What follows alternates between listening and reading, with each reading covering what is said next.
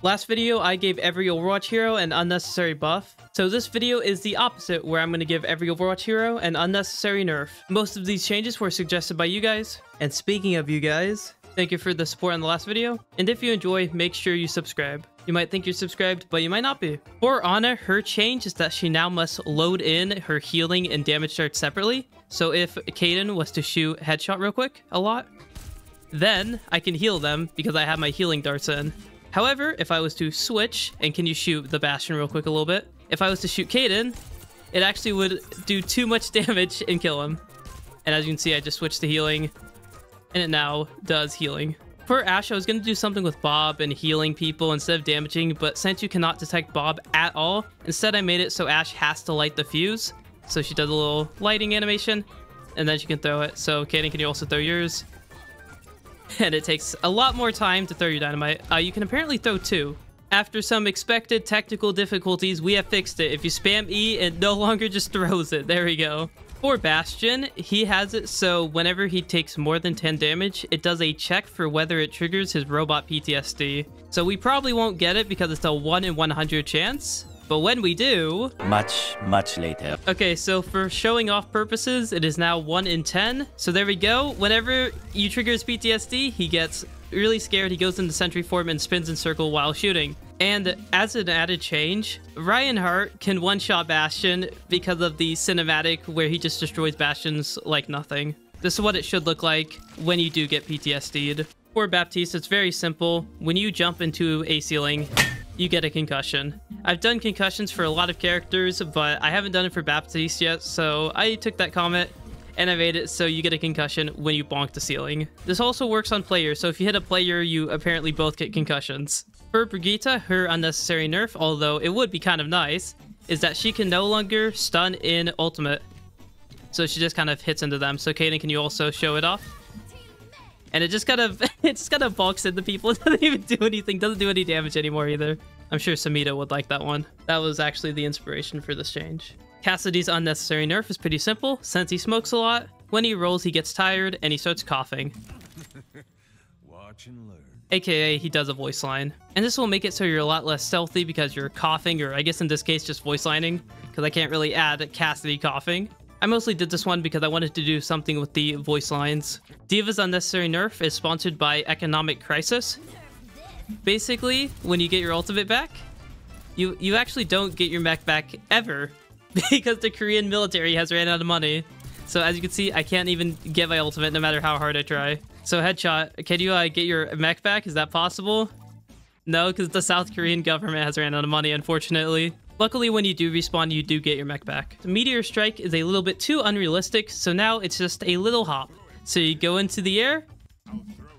Apparently, he throws it back. And then when he drops down, he does a lot of damage just like in Meteor Strike. So he also popped his ultimate. If I was to get hit by it, it does that. For Echo, I was going to make it so in her ultimate, instead of getting 500% ultimate charge, it would only be 100%. But since that's not even possible, because of the Overwatch Workshop, you can't really change ultimate generation. Instead, I made it so the ultimate is just completely disabled because it's most likely that you're never going to get your ultimate with 100% in 15 seconds. I don't even know if that's possible, realistically. But if you happen to do workshop stuff, you can tell me how to change the ultimate duration or ultimate generation. I know you can using the hero thing that I'll put up on screen, but in the Overwatch Workshop, there's no setting for it. For Genji, I decided to give him every nerf that he has ever received. That I can actually do, of course. First off, Dragon Blade duration reduced by 2 seconds. Secondary fire increased by roughly 0.1 seconds. Damage decreased by 2. Ultimate cost increased by 15%. Dragon Blade damage decreased by 10. Damage reduced by 2 again. Ammo decreased by 6. And finally, ultimate cost increased by 10%. I'm honestly actually surprised he didn't receive more nerfs. There was the hitbox size change that I could have added maybe, but it would have been too inaccurate, so I just didn't add it. For Hanzo, I'm sure you guys can already see it, but he now has an arrow count. Even with Sonar and Storm Arrow, it does use those arrows, so you need to be really careful with it. And the way you reload is if you can shoot me real quick, and I grab a health pack, I get more arrows. This doesn't take an arrow when you use the dragon, just because, why not? I mean, it's a dragon, it's not an arrow. If you've ever seen Illari cinematic, you will know that she basically turned into a nuclear bomb and killed all her friends. So in-game, she now does that also. After you shoot your ultimate, she also happens to hit anyone in line of sight that's on her team. And it only does it when you shoot. So after I shoot, as you can see, he's not in line of sight. I'm pretty sure if you also press it afterwards, it still does it, but we're gonna hope that's not the case, and if it does, then I guess it's just even more lore accurate because you're hitting more of your teammates. For Junkrat Queen, when she shouts, she bursts the eardrums of her teammates and stuns them. So as you can see, they got stunned at the beginning of the shout. So now before you shout, you're gonna have to think about whether your teammates are ultimating or using any abilities, because you don't want to accidentally cancel it. Junkrat's change is pretty simple. You now self-damage yourself with your primary fire and your mine. And I died to that. Luckily with the self-healing, this shouldn't be as bad, but it's still pretty bad because you still take so much damage now. And as I mentioned, this does work with your primary fire and your mine, as you can see. This does not work with Riptire though, just because you cannot tell the position of the Riptire. So you gotta just be careful when doing one-shot combos or mine jumps. I'm sure a lot of you guys have seen the last video where I mentioned that a lot of these changes came from a scrap video called the Lore Accurate video, where I tried to make the characters more lore accurate.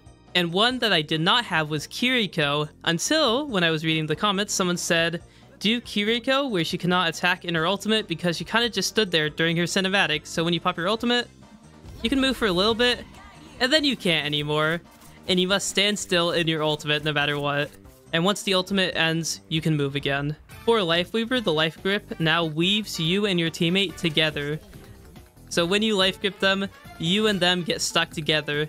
Now this could be a buff in some scenarios, like you can carry people around, but it's supposed to be like you get stuck to them, and if one of you dies, the other one is stuck to the dead body. So as you can see, if we kill this Lifeweaver, the Mercy is actually stuck and cannot move, and this is how I consider it a nerf, because I mean, obviously, not being able to move is a nerf. I don't think I have to explain that. I guess in some scenarios, it's gonna be helpful just taking your pet Lucio around, but for the most part, it's not gonna be super helpful.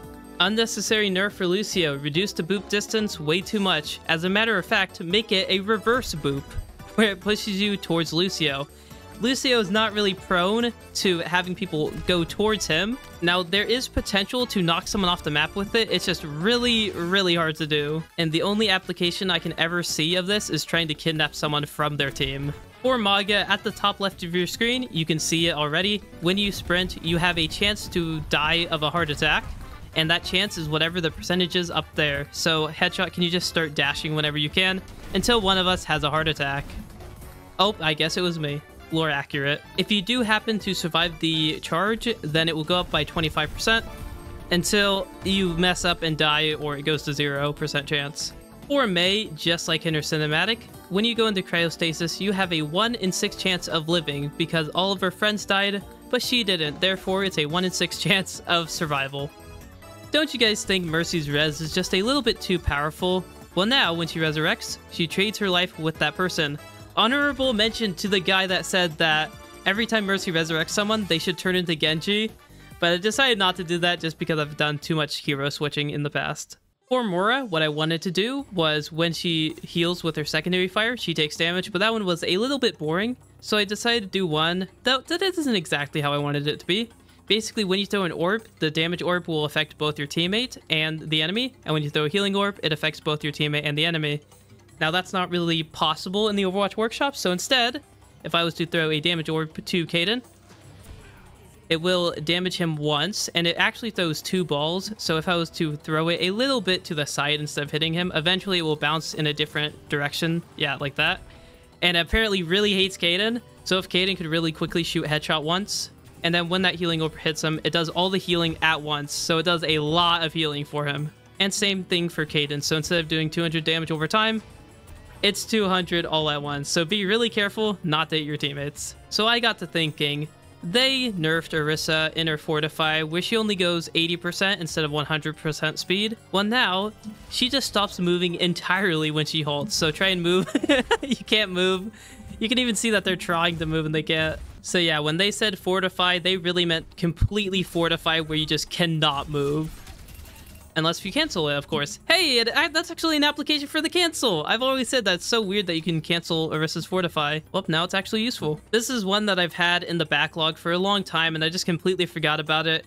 Whenever you use Concussive Blast, you cause a concussion to yourself. I launched myself backwards. This one was going to make it into the literal changes, but I didn't know how to do it at the time. But now I do, so small nerf, you do a concussion when you hit yourself with it. Kind of like Orisa, isn't it a little weird that tanks have a lot of mobility?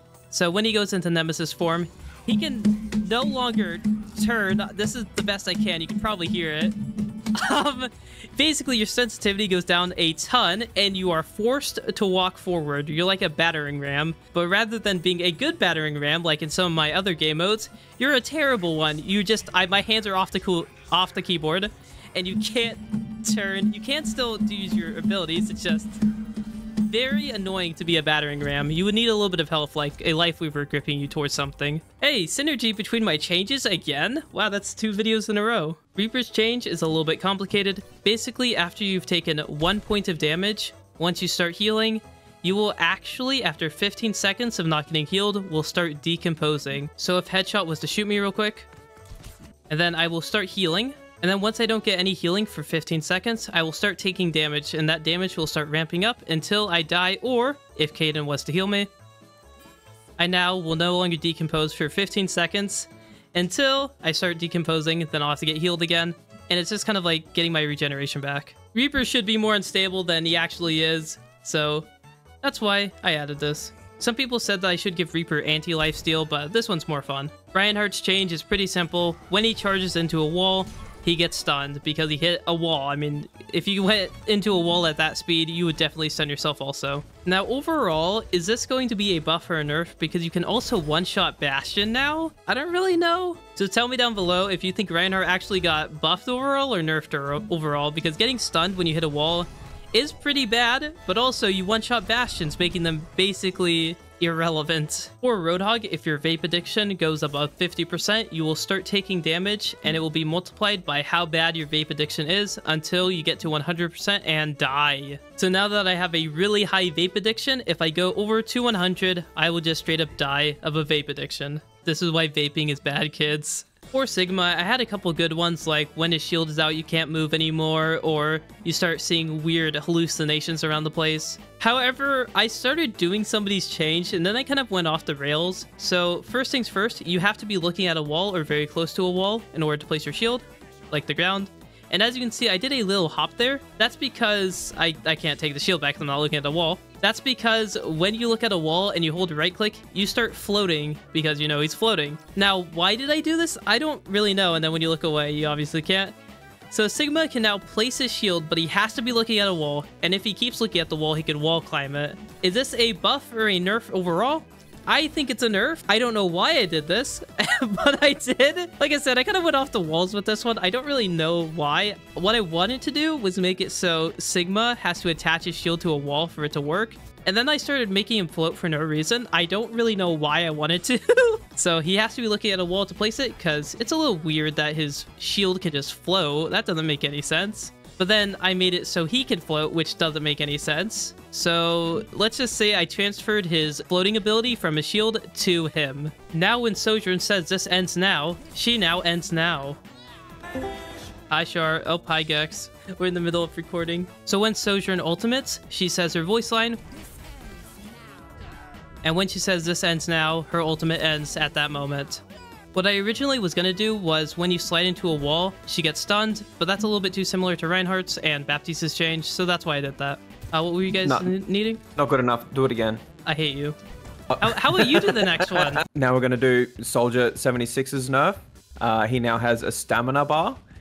When his stamina gets below 25%, he slows down until he gets knocked down, in which instance his stamina bar starts to recover. And also, when he emotes, that is how you get the rest of your stamina back. That was actually near perfect. I don't even...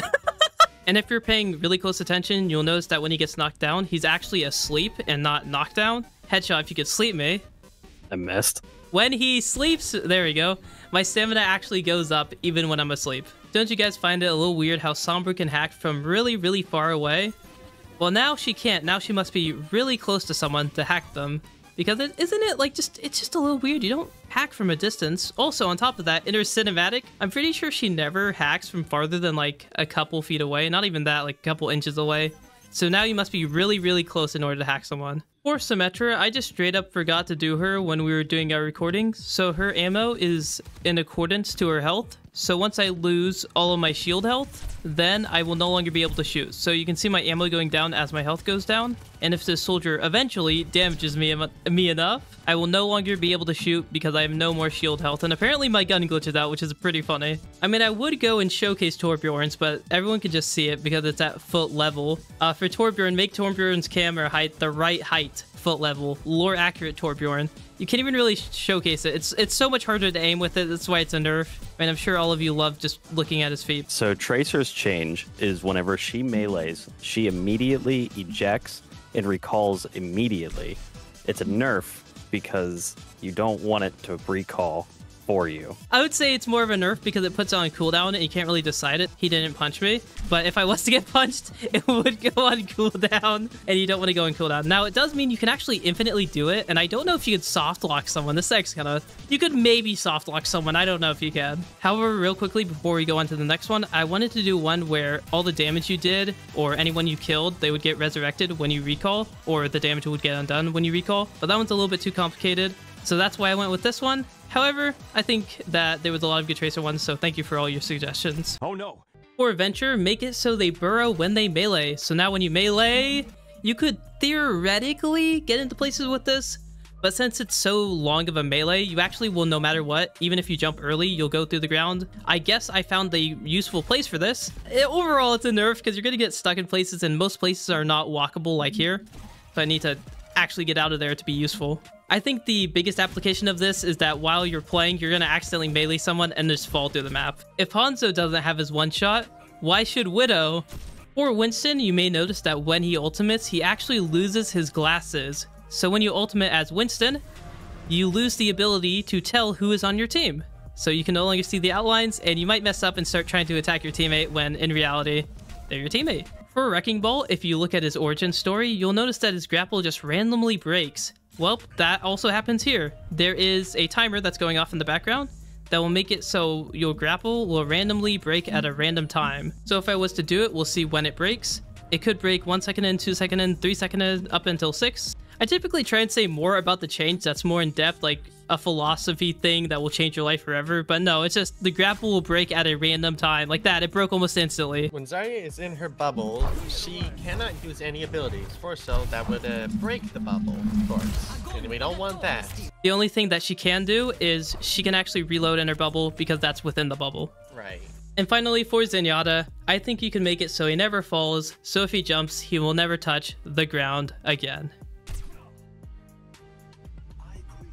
If you enjoyed this video, go check out my other ones. Otherwise, like, comment, subscribe. And if you think your comment was not read in the last video, feel free to join my Discord and put it in the suggestions. Or you can follow my Twitch when I feel better and I start streaming again. I keep having ocular migraines while working on the computer, so that's why I haven't been streaming recently. Regardless, I'll see you guys in the next one. For the nerf to Zenyatta, I think you can make it so he will never fall, so if he jumps, he will never touch the ground again.